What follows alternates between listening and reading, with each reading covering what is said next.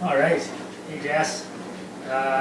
Hopefully we can get this 30-minute workout in, and it's fun and enjoyable, and it gets you the results that you want. That's the workout tomorrow. So today we're just going to do like don't do these in any other order than you choose to. Just stick with whatever you like to do, and if it's too hard, modify it. I'll show you some modifications if I can. If you can think of some too, go ahead and modify the workouts that I give you. So to start with, we will do some dips.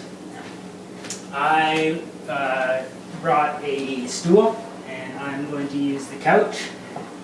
It's pretty firm. Put the stool far enough away so that your feet rest on it and your bum hangs off. And the idea here is to not have your traps come up to your ears, keep them away from your ears. Knees slightly bent, just keeps your legs engaged and keeps your core tight. And then you dip down. You can go to 90, don't go past 90. You won't find any positive results, it'll just hurt you. If that's too hard, push the stool away or don't use the stool at all and just dip like that, okay? Do that for 30 seconds, and then turn this back on.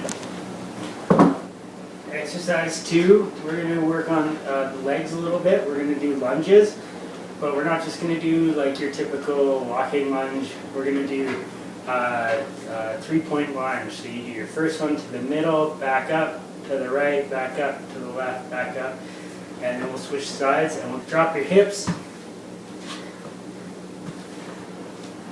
Really make sure you keep your eyes up, keep breathing.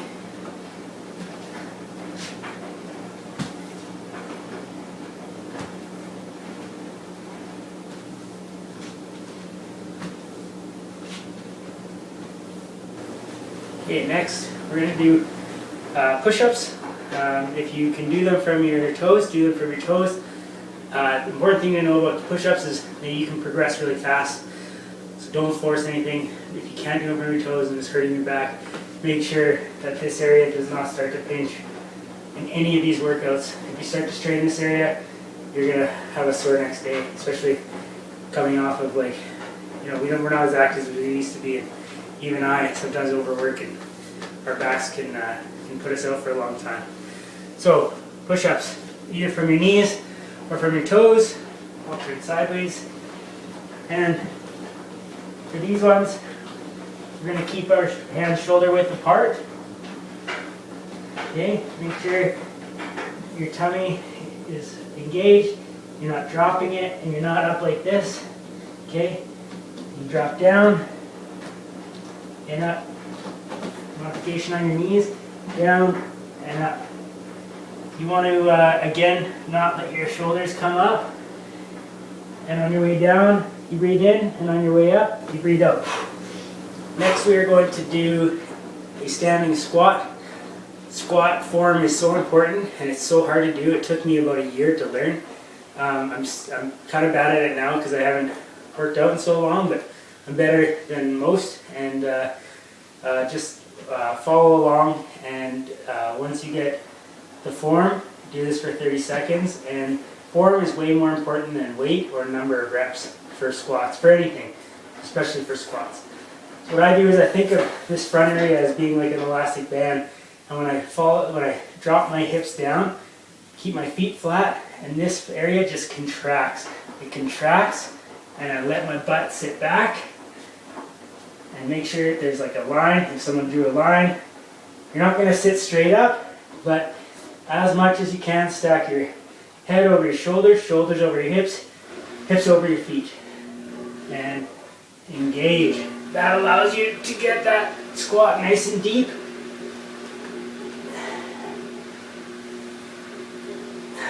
And come back up with it. The mountain climber, and if you don't like the mountain climber, I'll give you another modification that I came up with. So I'm not a big fan of the mountain climber, but it is an awesome workout, especially in this type of a workout setting. For 30 seconds, it will exhaust you. So you've probably done this before. I'll just review. It's almost like a downward dog in yoga, but that and a push-up, combine them, and you start, drive your knee to your chest, and then switch. Oh man, do that for 30 seconds if you can. If not, then take frequent rests and just come back to it as soon as you can. Keep your heart rate going and keep breathing. The other modification I found is fun is pretend like you drew a line between your hands and your feet all the way back, kind of like separating the room. And you start with your feet on one side, you jump side to side, and make sure with all these exercises, keep this area relaxed, because once you start tensing that up, you're gonna feel the tension of everyday stress a lot more. Okay, you're gonna get into. We do a variation of the plank, but it's a dynamic plank, meaning we move as we do it, and then I'll just give you a dynamic plank where we move as we do the plank. I'll show you how to do it.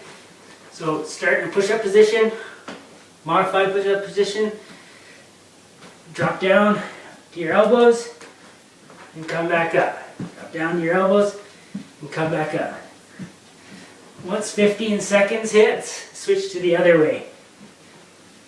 And again, remember to relax the traps, but keep the core engaged. Keep your eyes up. Don't look down at your stomach. You'll strain your neck. Keep your eyes just in front of your hands. Okay? So 15 seconds one way, 15 seconds the other.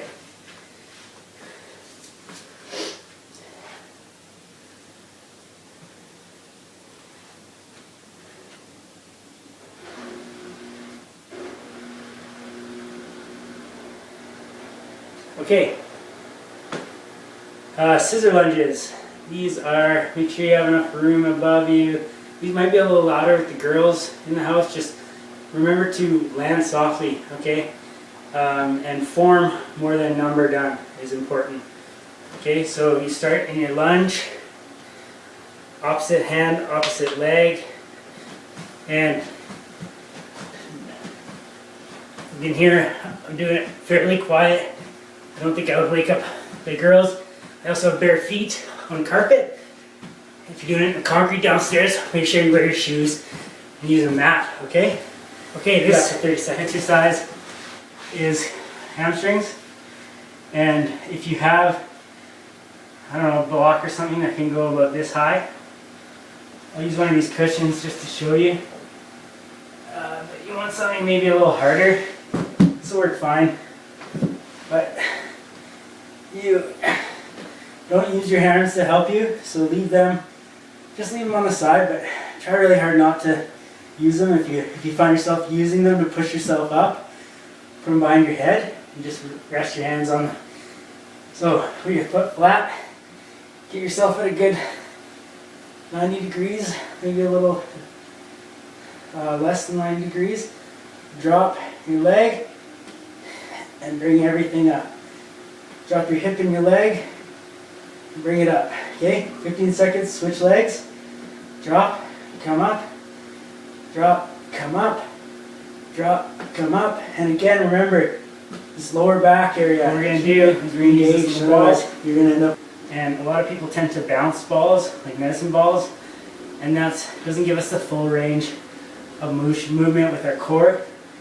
Really important that we engage our core during this exercise. So keep your feet up. If you got the flexibility, just extend your legs right out. I don't have that.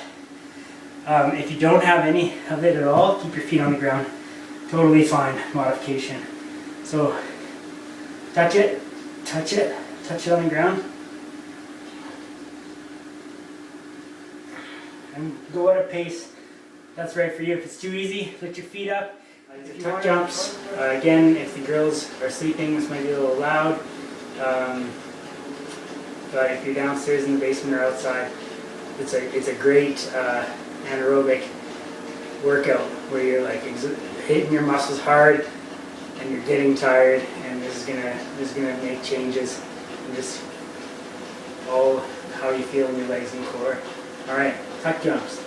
So you jump, pull your knees up to your chest at the top, okay? Until you can